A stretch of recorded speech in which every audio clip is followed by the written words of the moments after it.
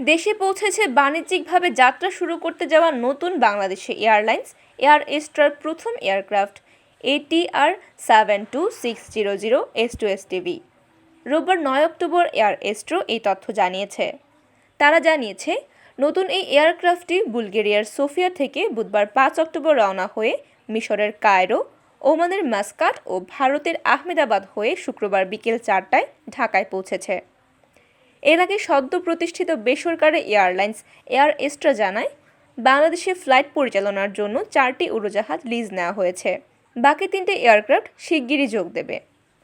Air এস্ট্রার যাত্রা শুরুর প্রথম দিন থেকে বাংলাদেশের অভ্যন্তরীণ রুটের প্রতিটি বিমানবন্দরেই ফ্লাইট চালাবে বলে জানিয়েছে এয়ার এস্ট্রার প্রধান নির্বাহী কর্মকর্তা ইমরান আসিফ। বেসরকারি বিমান চলাচল কর্তৃপক্ষ বেবিচক জানিয়েছে, শাহজালালে স্থান সংকট হওয়ায় এয়ার এস্ট্রাকে আপাতত ঢাকার বাইরে চট্টগ্রাম কিংবা সিলেট আন্তর্জাতিক বিমানবন্দরে পার্কিং স্টেশন করতে বলা হয়েছে।